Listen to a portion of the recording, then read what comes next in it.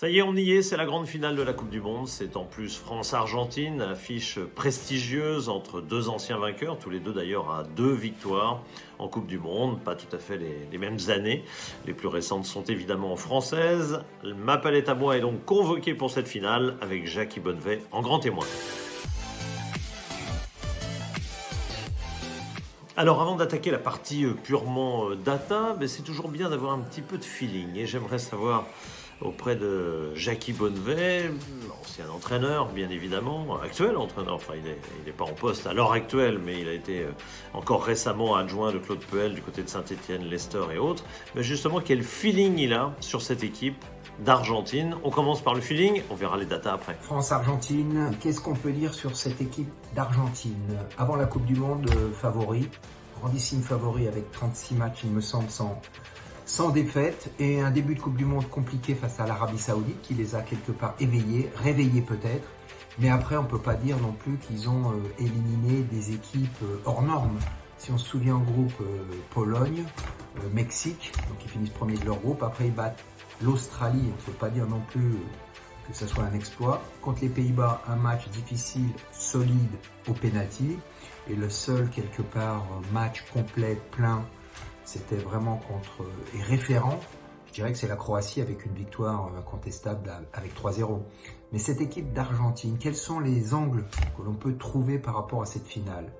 C'est Messi, bien entendu. Comment l'équipe de France va prendre Messi? Est-ce qu'il y aura des prises à deux? Où est-ce qu'il va évoluer? Je pense que Rabiot va rentrer dans l'équipe.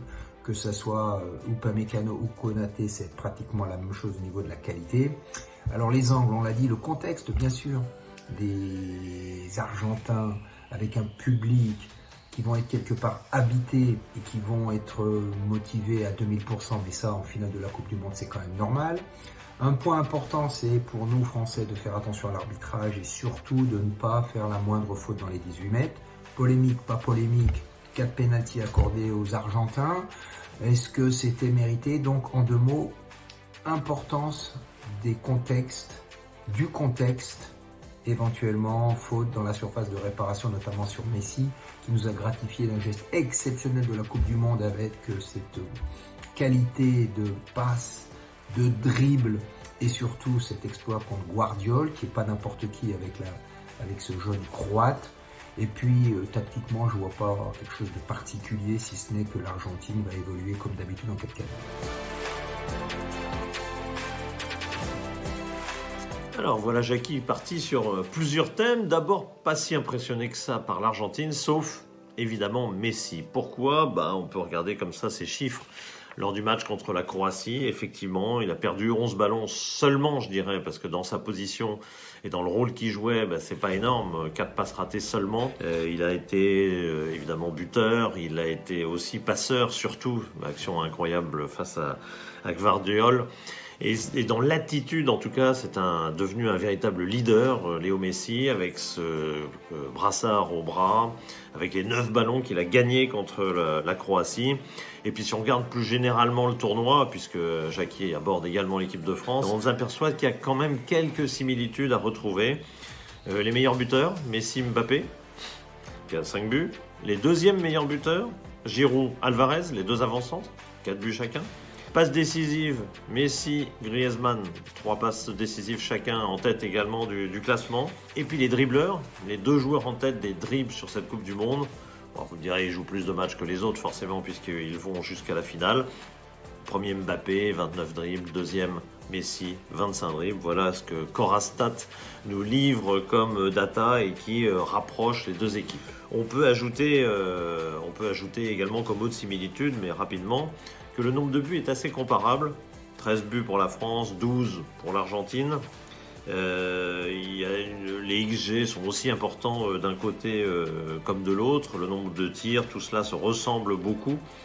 Il y aura plus de différences, on le verra tout à l'heure, sur les défenses et la manière dont les équipes défendent, même s'il a similitude aussi, les 2 équipes ont pris 5 buts chacune. Mais ça s'arrête un petit peu là. Autre point que développe Jackie Bonnevet, il y a cette défense, cette manière de défendre éventuelle sur Messi. Là, on est dans la tactique. Il évoque Rabiot, il a raison. Messi, on l'a vu tout au long du tournoi, est toujours entre la zone médiane, l'axe devant, il recule beaucoup moins qu'il ne l'a fait parfois avec cette équipe d'Argentine. Et puis évidemment, souvent, départ de l'action de son côté droit, comme Mbappé aime bien rentrer, partir de la gauche et de rentrer sur son pied droit. Messi adore partir du côté droit pour rentrer sur son pied gauche. Et en ce sens-là, s'il cite Rabiot, ça n'est pas un hasard. S'il cite les défenseurs centraux, que ce soit Upamecano ou Konaté, ça n'est pas un hasard. C'est dans cette zone que Messi va arriver vers la surface de réparation. Le latéral gauche a également son rôle à jouer. Théo Hernandez, qui parfois est un petit peu plus problématique car ses chiffres défensifs sont parfois pas très bons. On a vu un très bon Hernandez offensivement contre le Maroc, il a marqué, et en difficulté défensive parallèlement. On continue avec Jackie Bonnevet parce que j'en veux plus sur Messi, je veux qu'il rentre sur cette équipe d'Argentine plus en détail pour nous dire s'il n'y a pas quand même d'autres dangers tout de même pour l'équipe de France. Oui, pour rapport à cette finale, bien entendu que le facteur X, c'est Lionel Messi. C'est incontestable parce que si on regarde bien cette équipe argentine, qui connaissons-nous vraiment dans les joueurs? Paredes, bien sûr, parce qu'il est passé par le PSG, qu'il est à la Juve. Alvarez, qui est maintenant nouveau, qui est un jeune. River Plate, parce qu'il est à City, mais on ne le connaît pas vraiment. Otamendi, bien sûr, parce qu'il est passé par City et qui joue encore, même si c'est à Benfica, qui est un très bon club. Après, Romero, qui est à Tottenham.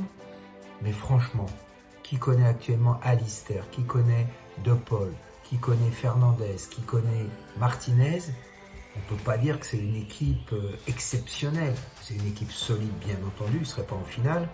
Mais tout va dépendre quand même de Messi, de la faculté que va avoir l'équipe de France à le canaliser.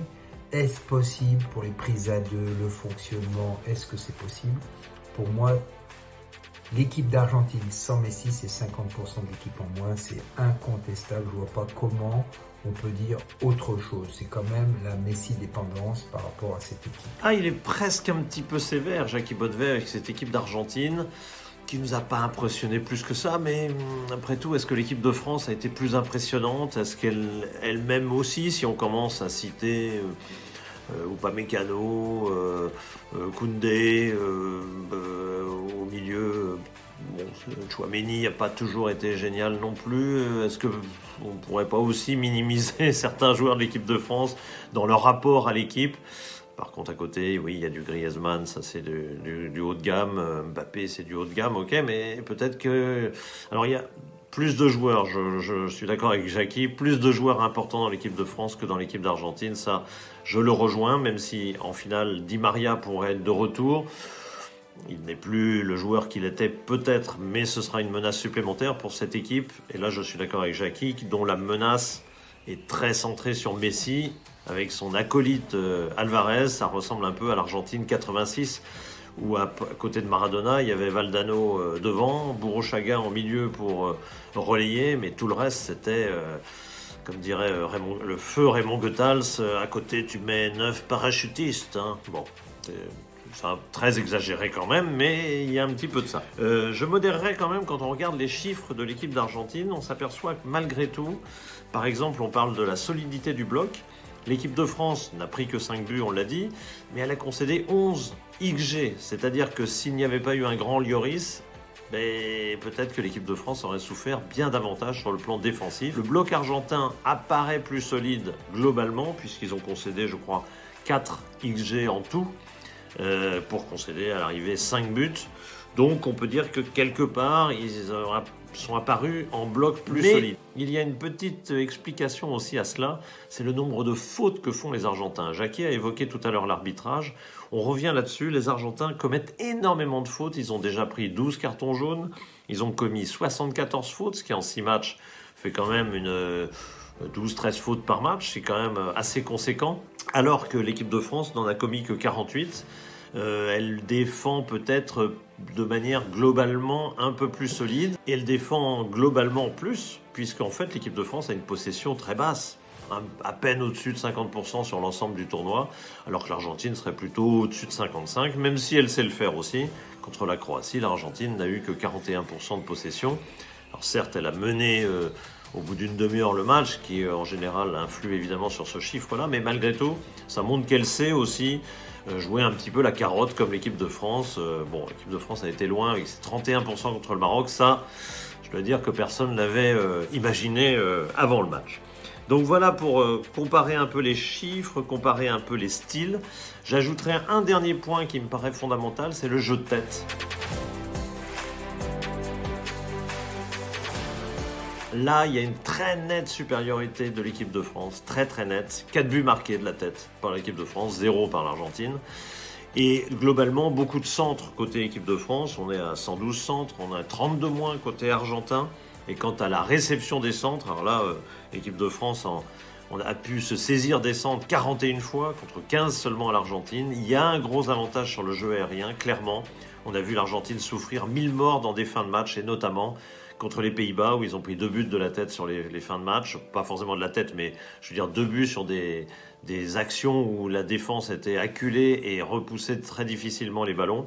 Et contre l'Australie, c'est exactement ce qui s'est passé également, avec une équipe d'Argentine acculée. Cela laisse de bonnes chances pour l'équipe de France. C'est tout ce qu'on lui souhaite demain, ce dimanche, à 16h. On souhaite que l'équipe de France soit au grand rendez-vous et ajoute une petite étoile pour dépasser justement cette Argentine qui avait, du temps de Maradona, Kempes et autres, pris de l'avance en 78 et 86.